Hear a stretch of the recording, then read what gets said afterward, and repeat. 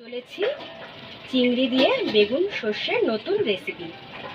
প্রথমে আমি 4-5টা বেগুন নিয়েছিলাম গোটা, সেইটাকে বেগুনগুলোকে আমি দুভাগ করে নিয়েছিলাম। তারপরে হলুদ আর নুন দিয়ে বেগুনগুলোকে আমি 5 মিনিটের মতন মাখিয়ে রেখেছি একটি প্লেটের উপরে।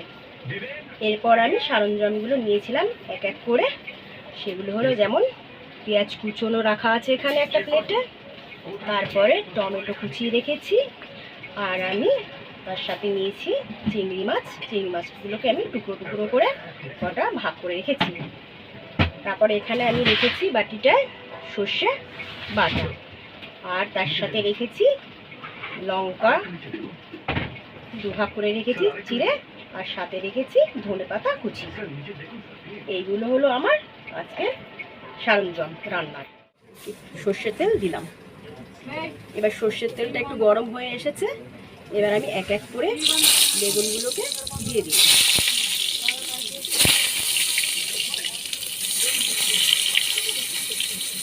বেগুনগুলো ভাজা হয়ে গেছে, আমি এক এক করে প্লেটের উপরে সাজিয়ে নিলাম। একটু লাল করে ভেজে নিয়েছি। এখানে কালো জিরে ফোড়ন দিলাম।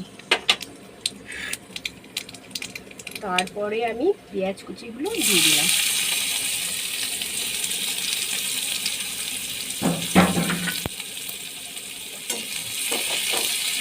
একটু নেড়ে নিচ্ছি।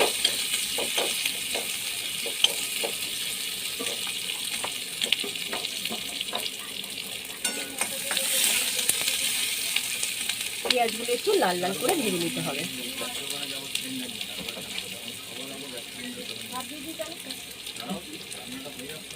লাল হয়ে গেল, তার মধ্যে আমি টমেটোগুলো দিয়ে দিলাম। এরপর আমি চিংড়ি মাছগুলো দিয়ে দিলাম।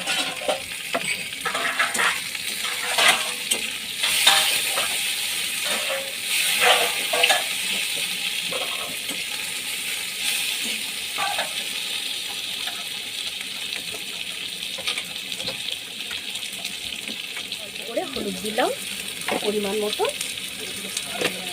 সামান্য লঙ্কার গুঁড়ো এখানে দিলাম,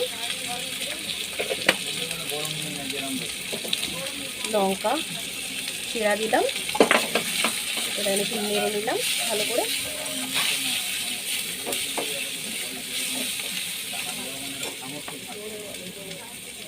নুন দিলাম স্বাদ মতন, পরিমাণ মতন।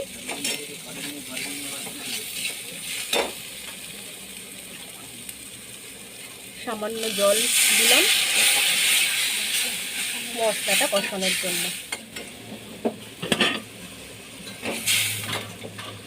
এক এক করে বেগুনগুলো কড়াতে দিয়ে দিলাম।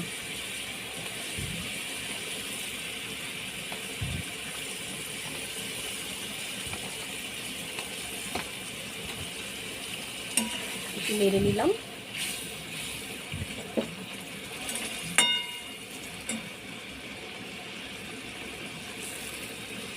বেগুনটা আগে থেকে যখনই একটু ভেজে নিলাম, তার মানে একটু সেদ্ধ হয়েই আছে।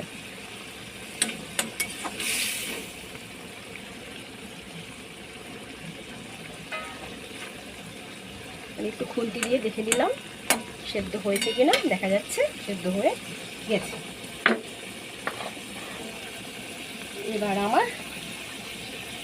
এবার আমার সবার শেষে সরঞ্জাম ছিল সর্ষে বাটা। সেটাকে আমি ঘুরিয়ে ঘুরিয়ে কড়াইয়ের মধ্যে দিয়ে দিলাম।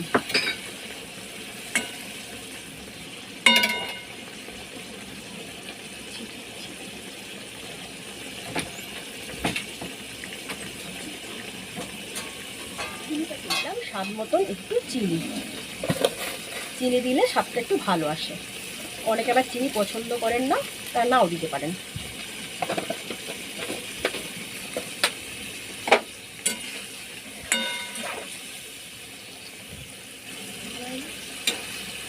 আর একটু দিলাম কাঁচা তেল। কাঁচা তেল দিলে স্বাদটা একটু ভালো হয়।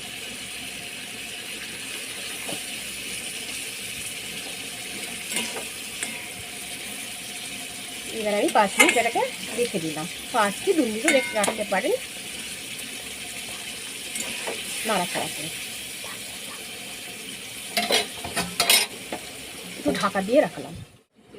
এবার আমি ঢাকাটাকে তুলে দেখবো আমার রান্নাটা কত দূর হয়েছে। দেখা যাচ্ছে এখানে জল ফুটিয়ে এসেছে, মাখা মাখা হয়ে এসেছে। এবার আমি এটাকে নামিয়ে নিলাম, প্লেটে রাখলাম। এরপর প্লেটের উপর আমি ধনেপাতাটা বেগুনের উপর ছড়িয়ে দিলাম।